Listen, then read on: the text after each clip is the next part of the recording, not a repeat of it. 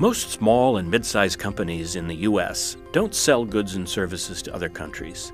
The 1% that does sells to only one international market, primarily Canada. But these business people are different. They are exceptions, outliers, a breed apart. Many of them sell to international buyers in dozens of countries. They gathered in Raleigh, North Carolina for a conference called Discover, one of a series of annual regional conferences organized by the U.S. Commercial Service of the Department of Commerce. The Discover 2013 conference is, I think, the second or third one in this series, and it's to bring the businesses in the Southeast into contact with the Foreign Commercial Service executives and trade ambassadors from other countries and help North Carolina and other state companies to gain access to these markets and improve our exports. The key to starting or increasing exports is to learn about new rules and regulations, about what markets are hot and what are not. Business people also come to meet commercial officers from U.S. embassies. When the officers go back to the embassies, conference participants will have a personal contact to help with market research and finding buyers.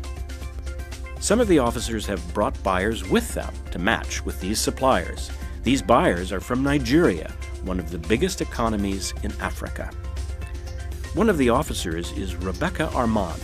She came to the Discover conference to help U.S. companies discover Nigeria. Nigeria is the largest country in sub-Saharan Africa by population, second largest by economy. It has about 170 million people. About 20 to 30% of that is an emerging middle class, so this is a key fact you should know.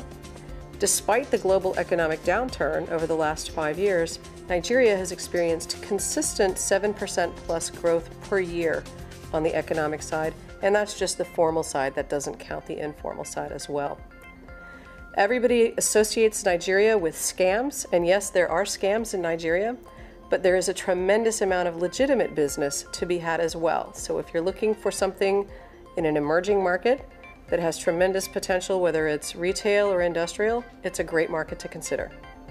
In addition to learning about export trends, business people come to the Discover conference to learn from each other. Here are some of the exporters who shared what they've learned. We started Urban Planet Mobile about 5 years ago now, in 2008. And when we told people we would do mobile education, they thought we would be training our mothers how to use their cell phone. And what we do is we actually develop education products we can deliver over the mobile networks. Our lead product is Urban English, which is English language learning on mobile. And it's a very, very large market. There's about 1.5 billion people trying to learn English.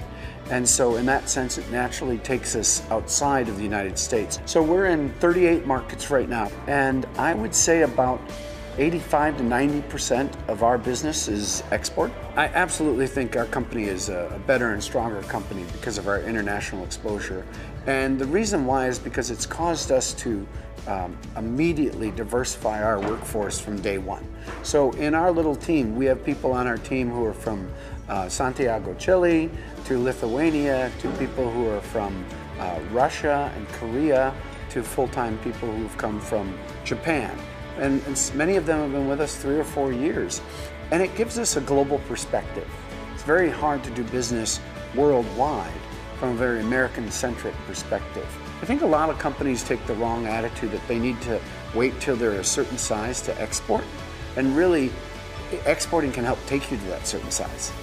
And I would encourage people to start at an earlier stage to see what they can learn from the commercial services, how they, without having to go to all of these countries, they can learn a lot about where they should start, where's a good place and where's not. And I would encourage them to go much earlier than they ever expect. Transfer Point was established to distribute dietary supplements for the immune system. And we only distribute what is best in its class and a very quality product. A majority of our sales is in the United States, although almost 30% of our sales now are international. We started by accident or by email communication with a very small country of Croatia, and then started to intentionally seek sales. But it isn't as expensive to do this as I thought it might be. We've done a lot of our communications and success with contracts without having to travel and without having to make the expense of a trip. So it's possible even for small companies. The U.S. Commercial Service has helped us by guiding us. Let's get specific in China. They have many regulations for the label, for packaging, for contents, and we wanted to verify that we were within those regulations going into the country. So they helped us do the translation of the label. They provided the information of what was required to be on the label. And the U.S. Department of Commercial Services also investigated the company that we were dealing with to verify that we were with a legitimate entity. It's a third of our sales, and it provides a stable, steady income. When we crashed in 2008, we didn't feel it, because as the U.S. currency crashed here, our sales went up, particularly in the EU, and because they were taking advantage of the currency fluctuation. So we were stable through that whole time period, and that was because of the international market. Most people don't realize it, but 85% of what's made or moved in the world today is done so by equipment that is almost 14 years old. Those pieces of equipment are breaking down.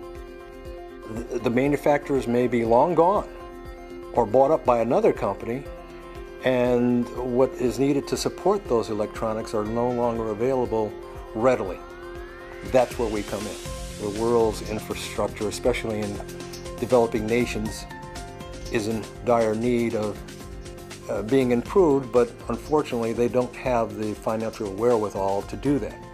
So we have the capability of helping them to maintain the equipment that they currently have. And what we always try to do is reinvent ourselves to lower our costs. We're on our third generation of websites in 3 years. I have had 5 business cards in 2 years. So we're always looking at how we can improve ourselves and make ourselves better. They have been very instrumental in identifying places that we need to look at. And also Gold Key services. We just, as I mentioned, we just came back from China this past week, and that was partially done through a Gold Key, in which we met 2 of the major manufacturers of cell phones in China, and as a matter of fact in the world, and had very successful one-on-one meetings with them to the point where a relationship is forming. So they have been very instrumental in helping us in a myriad of ways. About 2.5 years ago, we were in 10 countries, doing business in 10 countries. And because of our connection with U.S. Commercial Services, the state of North Carolina, Department of Commerce and the Trade specifically, and the SBTDC, Small Business Technical Development Center, we've gone from 10 countries to 65 in the course of 2.5 years, and we couldn't have done it without their assistance. We did this expansion and growth without having any salespeople or anybody in country. So what we did was we took the information and developed a web presence that is probably second to none right now, and using YouTube, all the latest social networking. We discovered some things about our company that we use to push forward in the markets. And as a result, we continue to reinvent as we go along almost daily. Small U.S. companies are making a big impact in the world. Want to be the next one to expand your customer base globally? Contact your local Export Assistance Center. Visit export.gov or call 1-800-USA-TRADE.